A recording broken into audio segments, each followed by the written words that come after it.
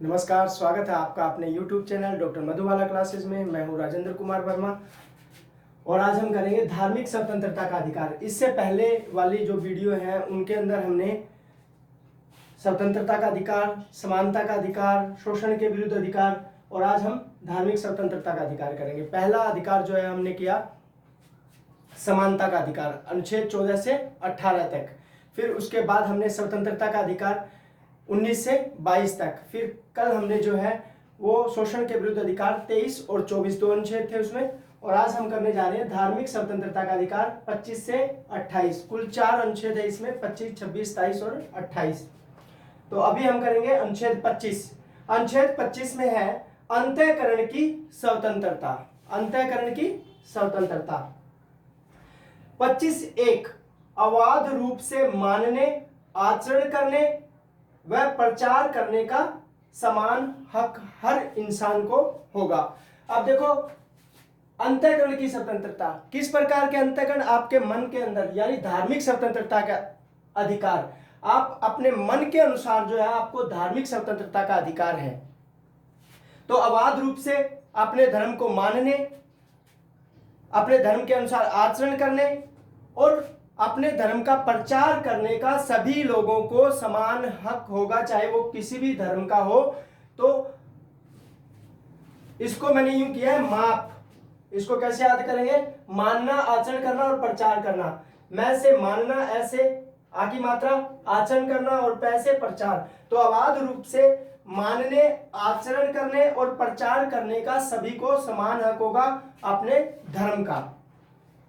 इस 25(1) के अंदर जो है ये बात कही गई है कि सिख एक से अधिक कृपाण धारण नहीं कर सकते। और जो सिख लोग हैं वो कृपाण धारण कर सकते हैं और कृपाण लेकर चल भी सकते हैं, क्योंकि कृपाण जो है उन सिख धर्म का एक अंग है। और धर्म के नाम पर किसी भी व्यक्ति को ध्वनि प्रदूषण फैलाने का हक नहीं है, अनुमति नहीं है। एक सुप्रीम कोर्ट में एक केस आया, एक वाद आया, जावेद वर्सेस हरियाणा। अपीलार्थी ने कहा कि हमारे मुस्लिम जो है उनके तो अधिक बच्चे होते हैं और चुनाव आयोग ने जो है एक ऐसा बाउंडेशन से लगा दिया कि जिनके 2 से ज्यादा बच्चे होंगे वो चुनाव नहीं लड़ पाएंगे। केस गया सुप्रीम कोर्ट में। सुप्रीम कोर्ट ने निर्णय दिया कि चुनाव के लिए 2 बच्चों का जो मानक निर्धारित किया गया है वो धार्मिक स्वतंत्रता का उल्लंघन नहीं है। तो इस प्रकार जो है हमने अनुच्छेद 25(1) के अंदर देखा अंतःकरण की स्वतंत्रता, जिसमें अबाध रूप से मानने, आचरण करने व प्रचार करने का समान हक होगा। अब इस अनुच्छेद 25 के जहां क्लोज 1 है वहीं इस 25 का क्लोज 2 भी है। एक बार आप इसका स्क्रीनशॉट लीजिए, उसके बाद 25 का क्लोज 2 बी देखते हैं।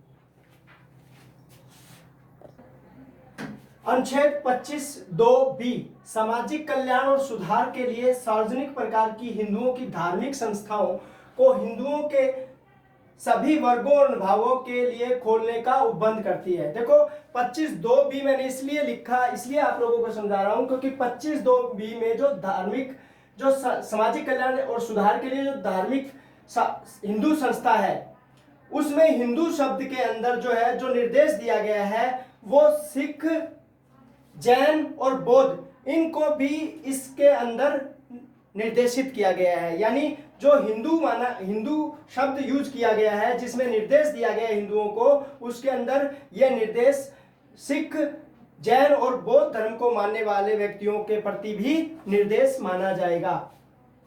अब जो हमारा 25(2)(b) है उसके अंदर कुरीतियों और अंधविश्वासों के उन्मूलन की बात की गई है, जैसे सती प्रथा और बहु विवाह। कई बार एग्जाम में पूछ लिया जाता है कि भारतीय कॉन्स्टिट्यूशन का भाग 3 में मौलिक अधिकारों के अंदर कौन सा अनुच्छेद है जिसमें सती प्रथा और बहु विवाह जैसी कुरीतियों और अंधविश्वासों को समाप्त करने की बात कही गई है। तो 25(2)(b।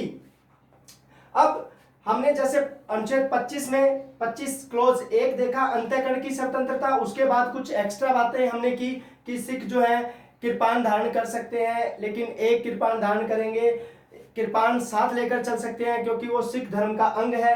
उसी प्रकार से कुछ एक्स्ट्रा बातें जो हैं अनुच्छेद 25 से संबंधित वो हम यहाँ देखेंगे कि बकरीद पर गाय का वध करना इस्लाम धर्म का अंग नहीं है।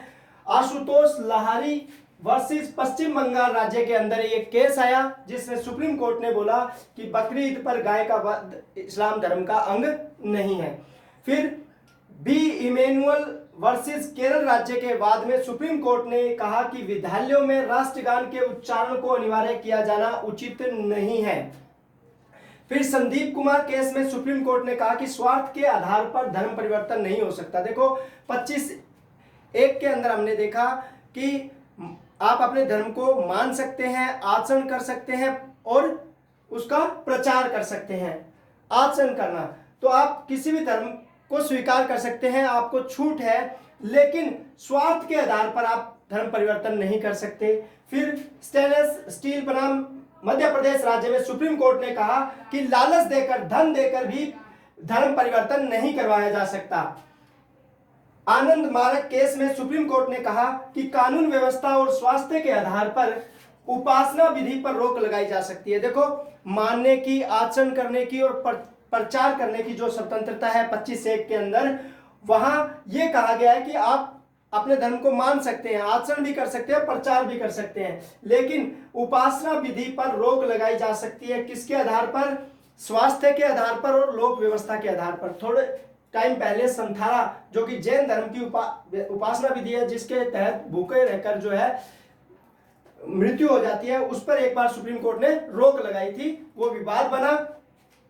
तो इस प्रकार हमने देखा कि अनुच्छेद 25(2) भी जो है उसमें हिंदू शब्द जो निर्देशित है उसके अंदर सिख, जैन और बौद्ध धर्म को भी माना गया है। अब अनुच्छेद 25 जो है उसका अपवाद भी है, लोक व्यवस्था, सदाचार एवं स्वास्थ्य के आधार पर प्रतिबंध लगाया जा सकता है। यानी आपके धर्म को मानने, आचरण करने, प्रचार करने की जो स्वतंत्रता अनुच्छेद 25 में दी गई है, लोक व्यवस्था के आधार पर उस पर प्रतिबंध लगाया जा सकता है। भाईचारा अगर खतरे में है तो प्रतिबंध लगाया जा सकता है और स्वास्थ्य के आधार पर प्रतिबंध लगाया जा सकता है। आप एक बार अनुच्छेद 25 का स्क्रीनशॉट लीजिए। आप इसके बाद अनुच्छेद 26 देखते हैं।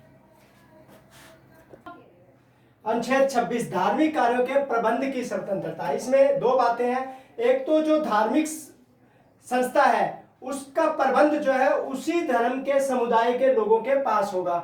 अगर मान लो धार्मिक संस्था मुस्लिम है तो मुस्लिम धर्म के लोग होंगे, अगर सिख धर्म से संबंधित है तो सिख होंगे, और हिंदू धर्म से संबंधित है तो पूरी की पूरी कमेटी जो है उसमें सिख होंगे। और दूसरा, यह अधिकार व्यक्ति को नहीं बल्कि धार्मिक संस्था को प्राप्त है। यानी अगर प्रबंध की बात है तो वो धार्मिक संस्था करेगी, व्यक्ति नहीं करेगा, और जो धार्मिक संप्रदाय के व्यक्तियों द्वारा स्थापित है। यानी धार्मिक संस्था वो है जो धर्म के व्यक्तियों द्वारा स्थापित है, धार्मिक समुदाय द्वारा स्थापित है, संसद के अधिनियम द्वारा नहीं।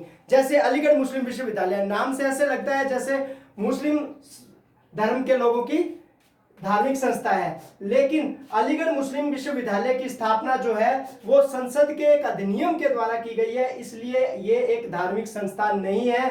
धार्मिक संस्था वो कहलाएगी जिसका धार्मिक संप्रदाय के व्यक्तियों द्वारा जिसकी स्थापना की जाएगी।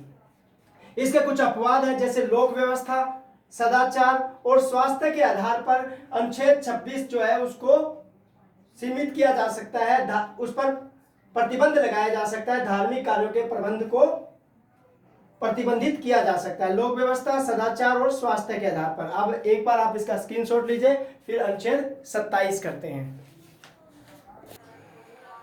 अनुच्छेद 27 किसी विशिष्ट धर्म की अभिवृद्धि के लिए करों के संदाय के बारे में स्वतंत्रता।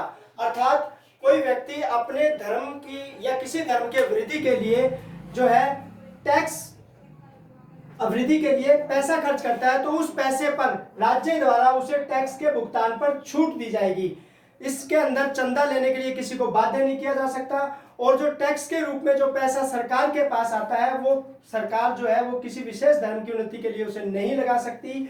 राज्य किसी धर्म पर किसी व्यक्ति द्वारा उसकी अभिवृद्धि के लिए लगाए गए धन पर टैक्स के भुगतान से छूट देगी। 27 अनुच्छेद 27 क्या कहता है कि राज्य किसी धर्म पर किसी व्यक्ति द्वारा उसकी अभिवृद्धि के लिए लगाए गए धन पर उस व्यक्ति को टैक्स से छूट देगी, टैक्स के पेमेंट से उसे छूट मिलेगी। तो ये था अनुच्छेद 27। अब करेंगे अनुच्छेद 28। अनुच्छेद 28, राज्य द्वारा पोषित शिक्षण संस्थाओं में धार्मिक शिक्षा या उपासना का प्रतिषेध। यानी किसी भी व्यक्ति को अनुच्छेद 28 के तहत ये अधिकार प्राप्त है कि कोई भी धार्मिक शिक्षण संस्था है या कोई भी राज्य द्वारा पोषित शिक्षण संस्था है, उसके अंदर व्यक्ति को जो प्रार्थना होती है, उपासना होती है और जो धार्मिक शिक्षा दी जाती है, अगर वो चाहता है कि मैं धार्मिक शिक्षा या उपासना में उपस्थित नहीं होना चाहता तो उसे बाध्य नहीं किया जा सकता। लेकिन इसका एक अपवाद भी है। तो अब देखेंगे 28(1), राज्य द्वारा पूर्णतः पोषित, यानी पूर्णतः राज्य ही उसको क्या दे रहा है, आर्थिक सहायता अपनी निधि से दे रहा है। जो निधि है वो पूर्णतः राज्य द्वारा दी जा रही है, तो उस शिक्षण संस्था में धार्मिक शिक्षा नहीं दी जाएगी। जैसे हमारे सरकारी स्कूल है उनमें धार्मिक शिक्षा प्रतिबंधित है। फिर 28(2), यह 28(1) का अपवाद है। इसमें व्यवस्था है कि ऐसे शिक्षण संस्था जिसमें प्रशासन तो राज्य कर रहा है, लेकिन वो उनकी स्थापना जो है वो किसी धार्मिक न्यास या विन्यास, एक ट्रस्ट के द्वारा की गई है और उसके अनुसार उसमें धार्मिक शिक्षा देना अनिवार्य है, तो उसमें धार्मिक शिक्षा दी जा सकती है।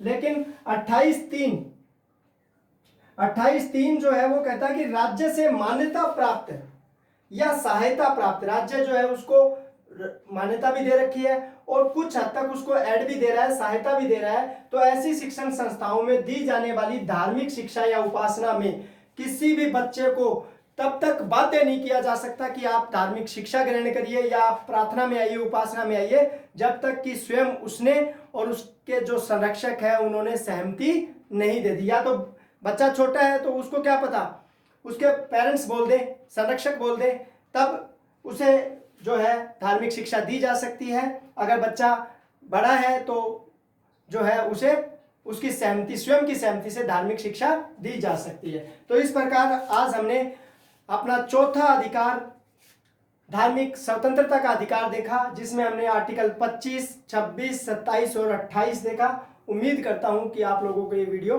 पसंद आई होगी। धन्यवाद।